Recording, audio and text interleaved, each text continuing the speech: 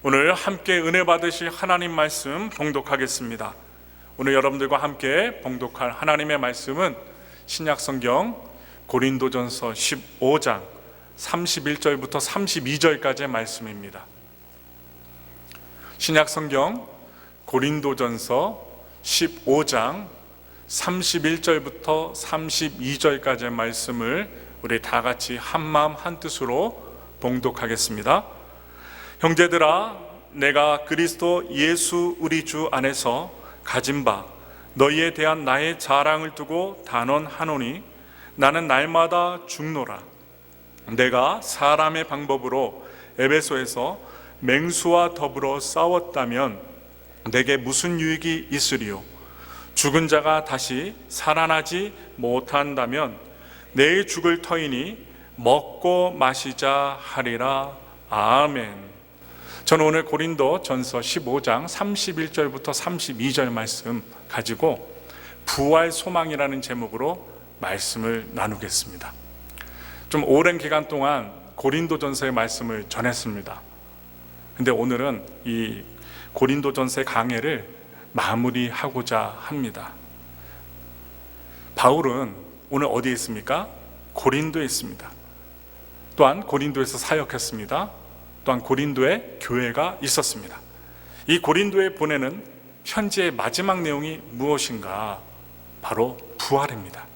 그것도 예수님의 부활에 관하여 고린도 교회 성도들에게 편지를 쓰고 있습니다. 이 고린도 교회 성도들 중에 죽은 자들 가운데서 부활이 없다라고 말하는 자들이 있었습니다. 그러한 자들이 있었기 때문에 예수님의 부활에 관하여 다시 살아나심에 대하여 이 사도 바울은 고린도 교회 성도들에게 자세하게 부활을 설명합니다.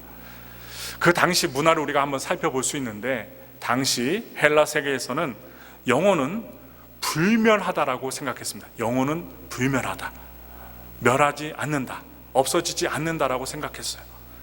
그러나 몸이 다시 부활한다고는 전혀 생각하지 않았습니다. 우리가 고린도 교회 또한 이 고린도 전서 말씀을 살펴보면서 이원론주의자들에 대해서 제가 말씀을 드렸는데, 그들은 몸을 되게 부정하게 여깁니다. 그리고 영혼은 아주 귀하게 여기고, 또한 눈에 보이지 않는 세계는 귀하게 여기면서 눈에 보이는 세계는 또 귀하지 않게 여깁니다. 이런 문화적인 시대 생각들이 성도들로 하여금 예수 그리스도의 부활에 대하여 의문점을 갖고 또한 믿지 못하게 만드는 요소가 되었고 이유가 되었습니다. 그러므로 바울이 아테네에서 하나님께서 예수님을 죽은 자 가운데서 다시 살렸다라고 증거했을 때 대부분의 사람들은 바울의 말을 듣고 바울 이 사람을 조롱합니다. 웃고 믿지 않고 좀 이렇게 비아냥거리면서 조롱했습니다. 아테네의 철학 중에 에피쿠로스 학파가 있었어요. 이 에피쿠로스 학파 역시 부활을 믿지 아니하였습니다. 그들은 죽음을 이렇게 생각했어요. 우리가 살아있을 때 죽음은 오지 않는다. 우리가 죽었을 때 죽음은 우리에게 떠나간 것이다. 무슨 말입니까? 궤변입니다. 이상한 말입니다. 그래서 그들은 죽음을 걱정하지 말라, 죽음을 걱정하지 말고 오늘을 즐겨라, 이렇게 주장하였습니다. 무엇입니까? 쾌락주의를 주장한 것입니다. 오늘을 즐기랍니다. 저는 아까 우리 성도님들에게 좀 전에 무슨 말씀 드렸어요? 우리에게 주신 하나님의 시간이 소중하니 하나님께 감사하고 귀하게 여기고 이 소중한 시간을 통하여 주님께 영광을 돌리자라고 했습니다. 그러나 에피쿠로스 학파와 아테네 모든 사람들은 오늘의 시간을 즐기라, 쾌락주의를 주장합니다. 고린도 교회 성도들은 이러한 시대 분위기 속에서 부활에 대한 정확한 믿음을 갖지 못했습니다. 바울은 그러한 혼란 가운데 있었던 고린도 교회 성도들에게 전합니다. 15장 전체에 걸쳐서 부활에 대한 개념을 자세하게 옆에 있는 친구처럼 전해줍니다. 부활은 바로 내세에 속한 것입니다. 그러나 부활에 대한 믿음은 현세에서 우리가 현재 살아가는데 어떻게 살아갈지 그 삶의 목적을 결정한 것입니다. 그래서 부활에 대한 믿음은 매우 중요합니다. 우리 성도님들, 오늘날 21세기를 살아가는 우리 성도님들에게도 이 부활신앙은 매우 중요합니다. 오늘 말씀을 함께 살펴보시면서 부활에 대한 개념을 한번 정리해 보시고, 또한 하나님이 주신 소중한 아들 예수 그리스도의 부활을 통해 우리의 신앙이 한층 업그레이드 되기를 소망합니다. 우리 다 같이 말씀 보겠습니다. 고린도전서 15장 3절부터 4절의 말씀입니다. 큰 소리로 읽겠습니다. 내가 받은 것을 먼저 너희에게 전하였노니 이는 성경대로 그리스도께서 우리 죄를 위하여 죽으시고 장사 지낸 바 되셨다가 성경대로 사흘 만에 다시 살아나사. 아멘. 바울은 먼저 부활이 성경대로, 자신의 말이 아니라 성경대로 구약의 예언을 따라 실제로 일어난 사건임을 말해주고 있습니다. 실제로 일어난 사건이 바로 예수님의 부활입니다. 우리 다 같이 시편 16편 10절의 말씀을 읽겠습니다. 이는 주께서 내 영혼을 수월에 버리지 아니하시며 주의 거룩한 자를 멸망시키지 않으실 것임이니이다. 아멘. 이 시편의 16장 10절의 말씀을 베드로가 인용합니다. 사도 베드로는 이 시편의 예언을 인용하여서 부활을 증거합니다. 그 말씀 살펴보겠습니다. 사도행전 2장 31절부터 32절의 말씀입니다.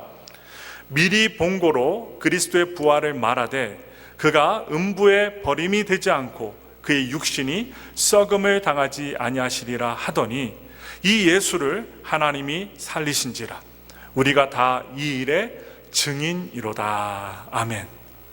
여러분, 부활은 우연히 일어난 사건이 아닙니다. 하나님이 치밀하게 준비하신 사건이 부활 사건입니다. 그러므로 구약에서 이미 예언난 사건이었습니다. 그러므로 우리에게 부활은 중요합니다. 우리에게 없어서는 안 될 신앙의 중요한 요소입니다. 그러므로 바울은 이어서 예수님의 부활을 목격한 여러 증인들이 있었음을 말하고 있어요. 고린도전서 15장 5절부터 8절의 말씀을 읽겠습니다. 게바에게 보이시고 후에 12 제자에게와 후에 500여 형제에게 일시에 보이셨나니 그 중에 지금까지 대다수는 살아있고 어떤 사람은 잠들었으며 후에 야고보에게 보이셨으며 그 후에 모든 사도에게와 나중에 만삭되지 못하여 난 자 같은 내게도 보이셨느니라. 아멘. 예수님의 부활은 가장 가까이 있었던 제자들에게 먼저 보여지게 됩니다. 그 제자들이 목격자가 됩니다. 그들은 부활 이전만 해도 두려워서 예수님을 온전히 따르지 못했습니다. 순종하지 못했습니다. 다른 사람들의 눈치 보면서 예수님을 배반하고 도망 다녔던 비굴한 자들이었습니다. 그러나 예수님께서 부활하셨다는 그 부활을 듣고, 이야기를 듣고 또한 현장을 목격한 다음에 그들의 삶은 바뀌게 됩니다. 부활하신 예수님을 만난 이후부터 그들의 삶은 완전히 변화되었습니다. 죽음을 두려워하지 않고 예수님의 십자가 그리고 죽음, 부활을 담대히 전하게 되는 증인이 됩니다. 증인은 무엇입니까? 본자들입니다. 사건을 보고 그냥 팩트를 있는 그대로 목격한 사람들이 증인이라는 사실입니다. 증인이 되었어요. 부활이 사실이 아니라면 어떤 미친 사람이 죽기까지, 자신의 목숨을 내놓기까지 부활을 증거하겠습니까? 목숨을 내놓는다는 것은, 목숨을 내놓고 복음을 전한다는 것은 확실히 안다는 것입니다. 제자들 대부분은 부활을 증거하다가 목숨을 내놓아서 순교하였습니다.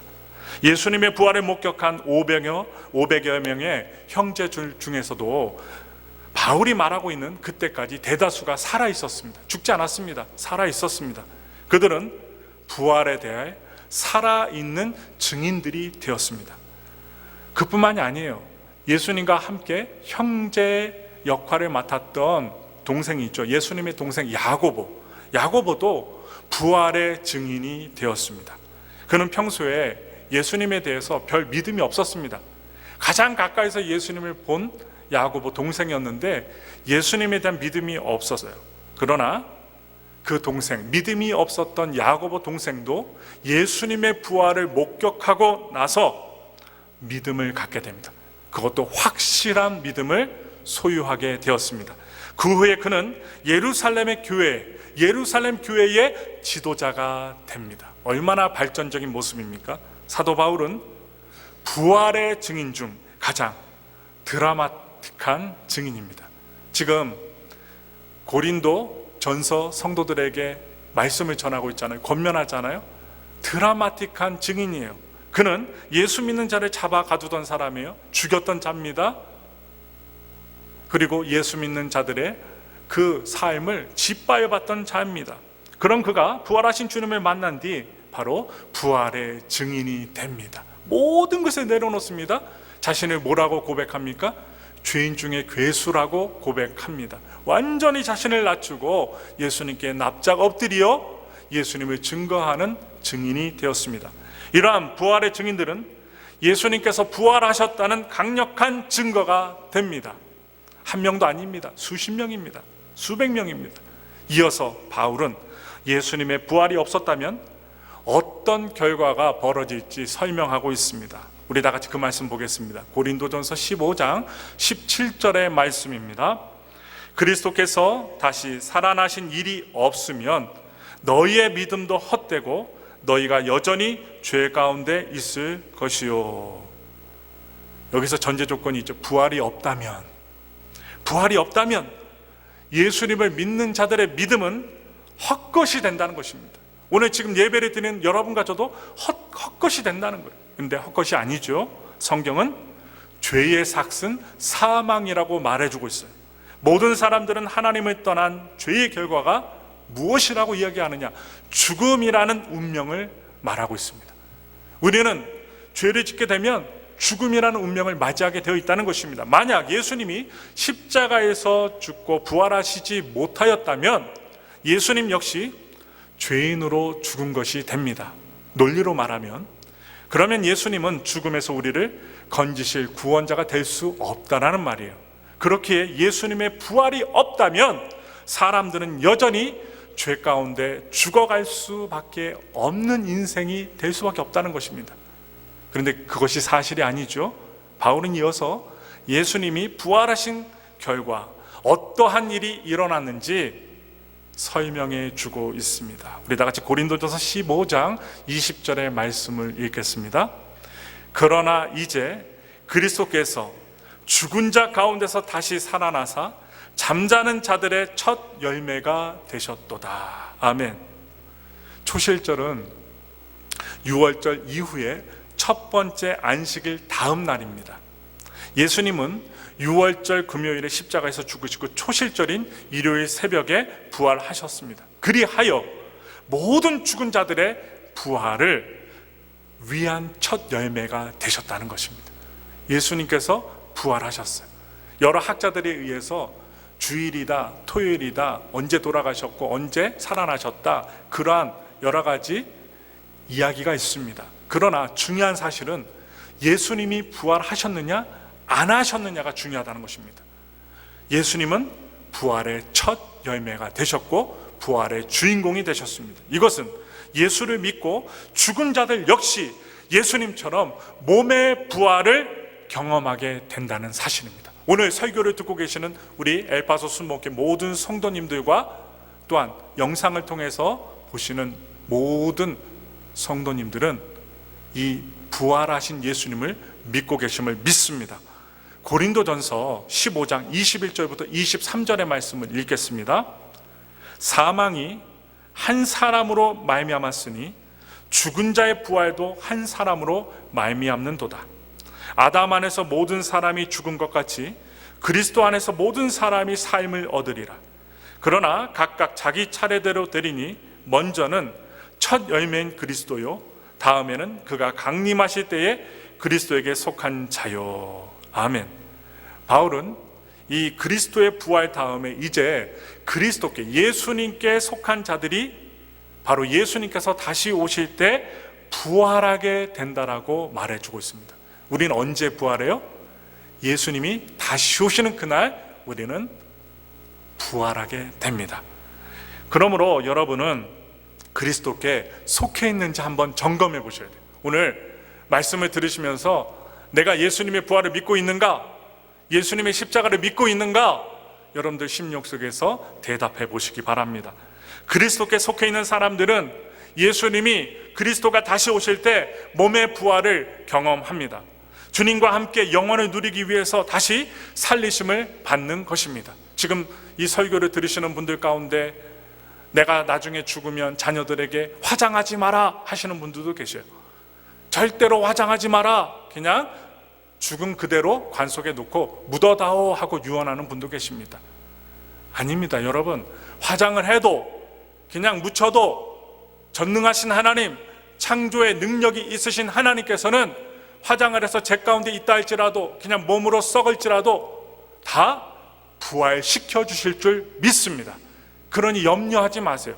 걱정하지 마세요. 왜냐? 그런 이야기들을 하시는 분들이 계시기 때문에, 생각을 하시는 분들이 있기 때문에 정확하게 말씀드립니다.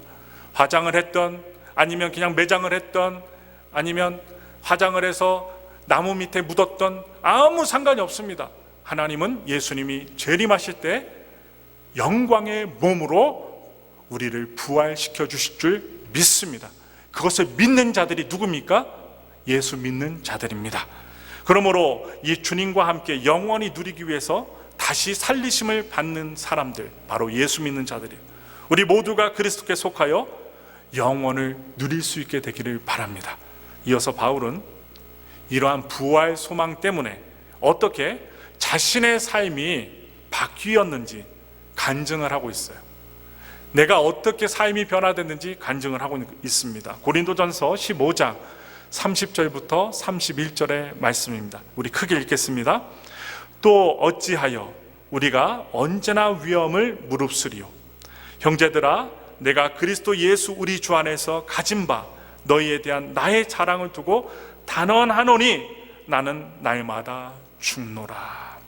바울은 부활에 대한 소망이 있었기 때문에 복음을 위하여 헌신했습니다. 자신의 목숨까지도 바칠 수 있는 인생이 되었습니다. 그러한 이야기를 계속하고 있어요.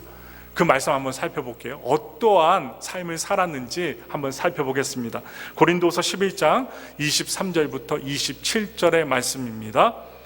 그들이 그리스도의 일꾼이냐?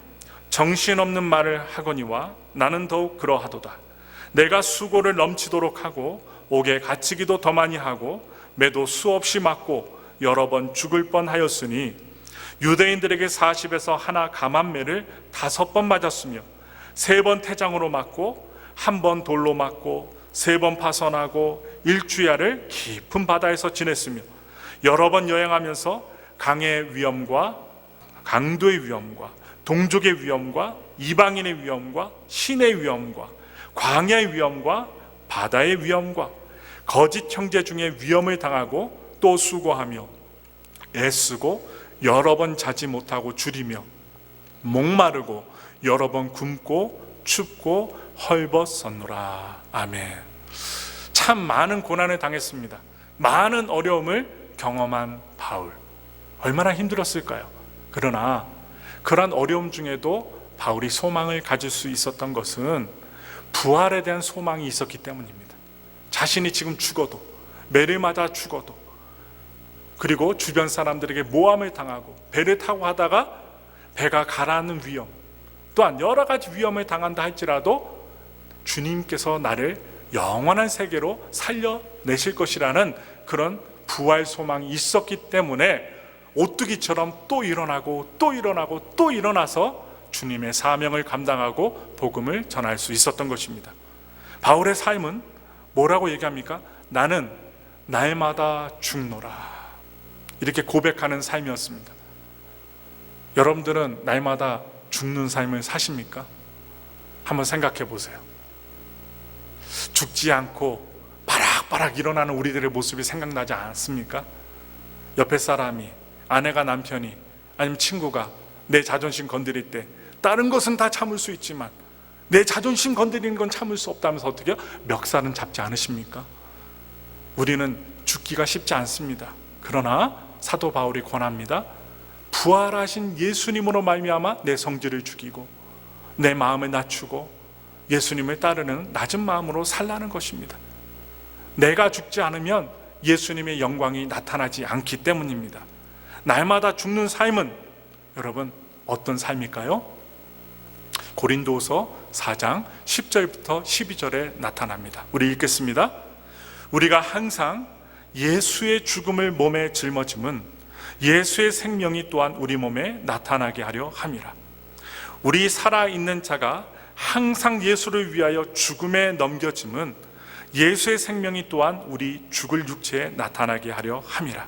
그런즉 사망은 우리 안에서 역사하고 생명은 너희 안에서 역사하느니라. 아멘. 그러므로 날마다 죽는 삶은 예수님 때문에 핍박을 감당하는 삶입니다. 어려움을 잘 감당하는 삶입니다. 다른 사람을 살리기 위해 스스로 자발적으로 고통과 수고를 감당하는 것이 날마다 죽는 삶입니다. 우리 다 같이 고린도전서 15장 32절의 말씀을 읽겠습니다. 내가 사람의 방법으로 에베소에서 맹수와 더불어 싸웠다면 내게 무슨 유익이 있으리요? 죽은 자가 다시 살아나지 못한다면 내일 죽을 터이니 먹고 마시자 하리라. 아멘. 바울은 에베소라는 지역에서 복음을 전하게 되면서 사람의 손으로 만든 것은 신이 아니다라고 증거합니다. 분명하게 말했습니다. 그리하여 그 당시 에베소에 있었던 아데미 신상을 만들어서 돈벌이 하였던 사람들로부터, 장사꾼들로부터 극심한 반대에 부딪히고 매를 맞게 됩니다. 그는 부활에 대한 소망이 있었기 때문에 죽음의 위협, 그 두려움들을 다 떨쳐버립니다. 그러나 부활에 대한 소망이 없는 사람들은 이 죽음의 문제를 넘어서지 못합니다. 부활의 소망, 예수님이 나를 다시 살리신다, 예수님을 믿는 그 믿음이 없으면 죽음의 문제를 넘어서지 못하고 두려움에 덜덜 떠는 인생을 살게 됩니다. 그들에게 영혼에 대한 소망이 없기 때문입니다. 영원한 세계, 오늘 죽으면 끝인데 이런 소리 하면서 오늘을 즐겁고 기쁘게 그냥 내가 원하는 대로 살아야지 하는 삶을 살게 돼요. 그래서 무슨 말 합니까? 죽기 전에 오늘 먹고 마시자, 먹고 죽은 귀신이 때깔도 좋더만 하면서 어떻게 해요? 잘 먹자라고 합니다. 오늘 잘 먹자입니다. 그래서 살이 뒤룩뒤룩 찐 상태에서 어떻게 해요? 살아갑니다. 그런 삶은 어떤 삶의 태도일까요? 쾌락주의자들의 태도입니다. 쾌락주의자들, 부활에 대한 소망이 없는 사람들은 자신의 행복과 즐거움을 위해 오늘을 사는 것입니다. 오늘을 잘 살자고 합니다. 우리 다 같이 고린도전서 15장 33절부터 34절의 말씀 읽겠습니다. 속지 말라. 악한 동무들은 선한 행실을 더럽히나니 깨어 의를 행하고 죄를 짓지 말라. 하나님을 알지 못하는 자가 있기로 내가 너희를 부끄럽게 하기 위하여 말하노라. 여기에서 지금 33절에 악한 동무들은 선한 행실을 더럽히나니 이 말이 나옵니다. 이 문구는 기원전 4세기에 아테네의 희곡 작가였던 메난더의 작품에 나오는 말입니다. 이 말을 바울이 인용하여 기록한 것입니다. 부활이 없다라고 생각하는 사람들에게 죽음 이후의 삶은 없습니다. 그들은 남을 위해 살지 않습니다. 오직 나만을 위해 삽니다. 나를 위해서, 내 쾌락을 위해서, 내 욕구를 위해 삽니다. 그러므로 그들은 하루하루 최대한의 쾌락을 누리는 게 목적이 된 삶을 살게 되어 있습니다. 그런 태도는 결국 지금 성경에서 말하는 대로 선한 행실을 더럽히고 죄를 짓게 되는 삶을 살아가게 만든다는 것입니다. 그래서 바울은 고린도 교회 성도들이 이런 세상의 쾌락주의에서 벗어나게 되기를 간절히 원했습니다. 세상 사람들이 원하는 대로 따라가며 살기를 원하지 않고 연어처럼 거슬러 올라가는, 믿음으로 거슬러 올라가는, 주님께 순종하는 삶을 살기 원했습니다. 그리고 깨어 부활신앙 위에 반드시 서서 하나님을 경외하며 믿음으로 살기를 사도 바울은 간절히 원했던 것입니다. 우리 다 같이 고린도전서 15장 40절부터 42절의 말씀을 크게 읽겠습니다. 하늘에 속한 형체도 있고 땅에 속한 형체도 있으나 하늘에 속한 것의 영광이 따로 있고 땅에 속한 것의 영광이 따로 있으니 해의 영광이 다르고 달의 영광이 다르며 별의 영광도 다른데 별과 별의 영광이 다르도다. 죽은 자의 부활도 그와 같으니 썩을 것으로 심고 썩지 아니할 것으로 다시 살아나며. 아멘. 땅에서는 세상의 기준에 따라서 영광이 주어집니다. 그러나 주님의 나라, 저 하늘나라에서는 세상의 기준이 적용이 되지 않습니다. 하나님의 기준에 따라 그 영광이 정해지기 때문입니다.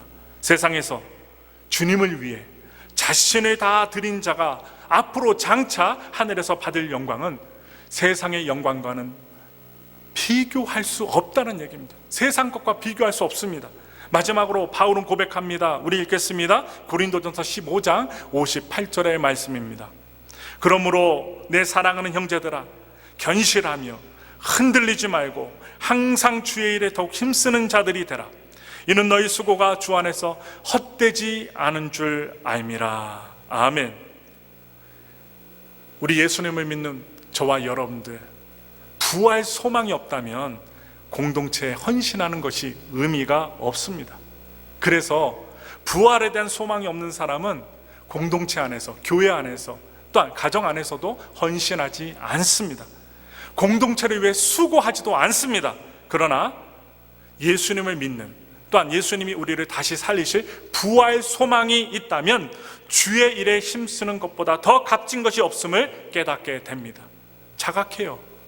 생각합니다. 그래서 바울은 흔들리지 말고 주의 일에 더욱 힘쓰는 자들이 되라고 권면합니다. 우리 주님을 위해 하는 모든 수고가 주 안에서 헛되지 않은 줄 이 사도 바울은 확신했기 때문에, 또한 느꼈기 때문에, 깨달았기 때문에 확실하게 고린도 교회 성도들에게 말해주고 있는 거예요. 부활은 2000년 전에 끝난 사건이 아닙니다. 부활은 예수님이 다시 오시기까지 모든 사람을 죄와 사망의 권세에서 구원해내기 위하여 여전히 유효한 사건입니다. 예수님이 부활하여 지금 살아계시기 때문입니다. 예수님은 살아계십니다. 그리고 지금 이 순간에도 연약한 우리를 위하여 저 하늘나라에서 우리를 위해 중보하고 계십니다. 그렇기 때문에 우리는 부활에 대한 믿음을 새롭게 해야만 합니다. 내가 다시 부활한다는 믿음이 있을 때 우리는 영원을 위해 살게 됩니다. 죽음을 두려워하지 않습니다. 그리고 지금 우리가 겪고 있는, 이 세상에서 겪고 있는 고난과 환난과 어려움 때문에 좌절하거나 낙심하거나 아니면 부정한 생각하지 않습니다. 부활의 주님이 계시기 때문에, 그분이 나를 위해 기도하고 계시기 때문에 희망 갖고 삽니다. 그리고 어려움 중에도 기도합니다. 왜 기도합니까? 부활 소망의 믿음이 있기 때문입니다. 그러므로 부활에 대한 소망이 있을 때 우리는 어차피 죽을 인생, 오늘 먹고 마시자라는 운명론에 따라 살지 않게 됩니다. 끊어버릴 수 있습니다. 남들은 그렇게 살지라도 나는 그렇게 살지 않으리라 주장하며 예수님 붙들고 승리합니다. 그러므로 부활과 함께 최후 승리와 영광을 주시는 예수님을 바라보지 못한다면 우리는 이 세상에서 가장 불쌍하게 주님을 따르는 자가 된다는 사실이에요. 현재의 고난과 십자가를 기쁨으로 감당할 수도 없고 자신을 헌신하거나 희생할 수도 없게 됩니다. 그냥 남들이 볼 때만 하고 안 볼 때는 어떻게 합니까? 자기 마음대로 살아가는 불쌍한 인생이 됩니다. 그러나 우리는 믿는 예수님, 바로 예수님을 믿는 우리는 모범적인 삶을 살다가 십자가에서 처형된 것으로 삶을 마감한 분이 아니라는 거예요. 예수님은 처형을 당하셨지만 누구 때문에 처형당하셨어요? 바로 죄 많은 여러분과 저를 위해서 처형당하셨어요. 도덕적으로 탁월한 성인 중에 한 명이 아닙니다. 예수님은 사망 권세를 이기시고 다시 부활하신 하나님의 아들이 되십니다. 이 예수님은 바로 부활의 첫 열매가 되셨기에 죽을 우리도 그 사망에서 건지실 수 있는 것입니다. 부활하신 영광의 주님을 믿을 때 우리는 현재의 고난을 감당하는 사람이 됩니다. 지금 어려움에 처해 계세요? 부활하신 주님이 여러분과 함께 하십니다. 그분이 나와 함께 하신다는 것을 느끼게 된다면 힘낼 수 있어요. 바라기는 사도들이 자신의 목숨을 걸고 전한 부활의 기쁜 소식이 오늘 이 자리에 앉아 계신 여러분들이 그 믿어지고 소망이 되기를 바랍니다. 다른 물질과 세상의 것이 소망이 아니라 오직 예수님이, 부활하신 예수님이 나의 소망입니다 라는 그 신앙을 갖기 원합니다. 부활을 믿기에 죽음을 두려워하지 않고 주의 일에 힘쓰는 믿음의 성도들이 되시기를 예수님의 이름으로 축원합니다.